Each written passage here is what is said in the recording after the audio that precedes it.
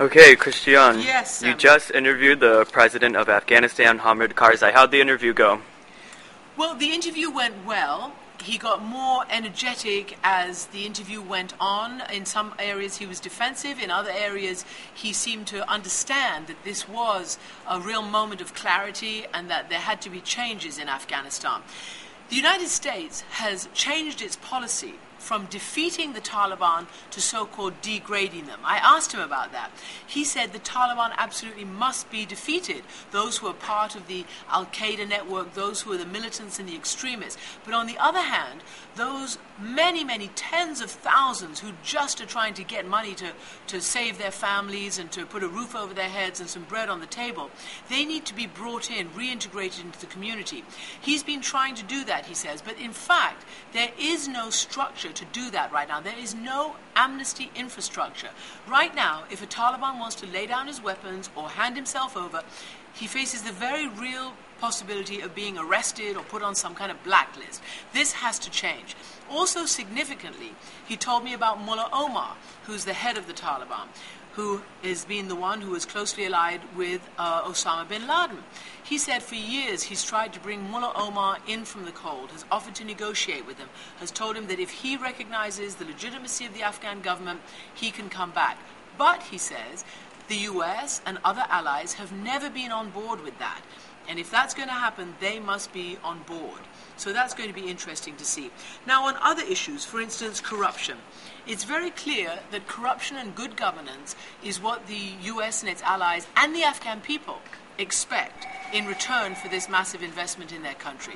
So President Karzai gave me a long list of what he said he was planning to do.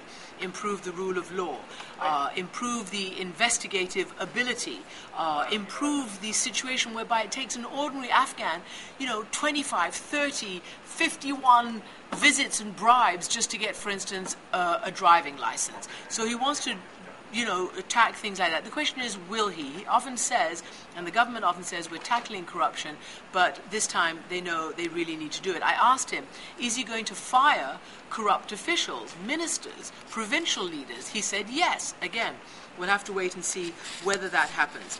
Now, in terms of the exit date, he was very, very clear, and I detected some surprise on their part that this exit date had been publicly named in President Obama's speech, whereby they say they're going to start withdrawing the surge troops in July of 2011. Karzai said, first and foremost, he believes that that's just a transition. And secondly, he said that the Afghans will try their best to have their own forces up and ready by then. But he said it's probably not going to be likely. And if it's not possible, then the international community has to show patience and stay in the game. So this also is going to be very interesting. Now, as you know, there is a group think that says the Afghan people, or most particularly the Pashtuns, the majority in the south, in the Taliban heartland, are inherently opposed to any foreigners, even any next-door tribe coming in. I asked him about that because this forms the crux of US think on Afghanistan. Are the Pashtuns willing to have foreigners in the country and to bring them on board? Mr. Karzai said, look, I'm a Pashtun. When the US first came in here after 9/11, they cleared out the Taliban in 7 weeks. They were welcomed even in the Pashtun heartland. The problem is that in those intervening years since 9/11, the US and other forces have treated ordinary Pashtuns the same as terrorist Pashtuns. In other words, many people have lost their lives. There have been a lot of civilian casualties. There's been a lot of heavy-handedness towards the villagers and townspeople in those areas. So he said that has to change, and there has to be a clear delineation between those who are the bad guys, as he put it, and those who are ordinary Pashtuns who just want to live their lives. So it's a very, very interesting conversation we had, and obviously crucial at this point. Christiane, how do you get ready for... Were you trying to ask a question? Christiane, how do you get ready for a big interview like this with the president of Afghanistan? What goes on the day before? How are you planning for it? Well, days before. To be frank, all I know is that I need to ask the best questions. And do you know what? Even when you have half an hour, there's never enough time. And each time I come off asking an interview, I think, oh my goodness, I should have followed up there, or I should have followed up there. When he told me he was going to fire ministers, I should have said, well, What about the mining minister who is accused of taking a massive, potentially $30 million bribe from companies who want to extract some of the new, or rather the old, minerals that are now being found, minerals and gems that are being found in Afghanistan?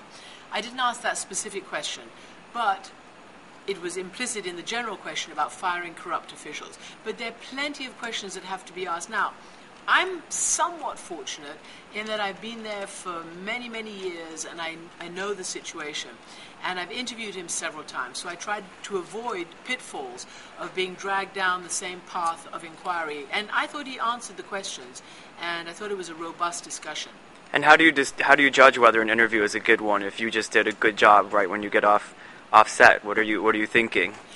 Well, I think I know it in my gut. As I say, no one's ever satisfied, particularly in that short period of time, live. I mean, it wasn't live, but it was as live. You know, when you have somebody who can sit in front of you for a couple of hours, then you can actually keep going back over and over until you get the answer. But in respect to what it was, I thought it was good.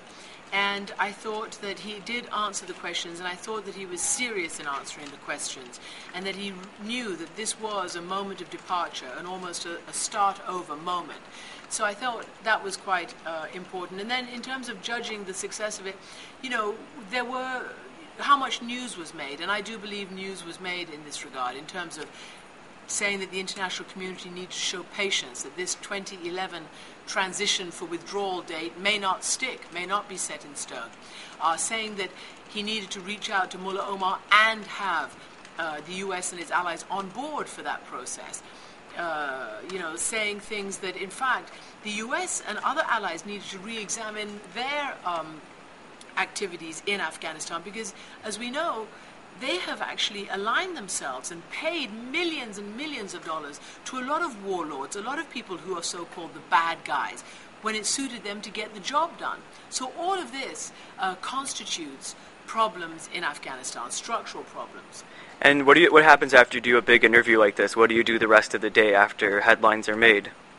Well, then I have to try to keep pushing it and promoting it on CNN so that viewers who are waiting to see the full interview get a look at what's coming up, and that our programs, other programs, which are also focused on Afghanistan from maybe different angles, get the Afghan perspective. You know, for a long time we've been talking about Afghanistan, particularly since President Obama's new strategy was unveiled last week. Many of the voices have been American voices, European voices, NATO voices, but this is the first that we've heard from the perspective of the Afghan president and the Afghan people, so that was important. All right. Thank you. Thank you.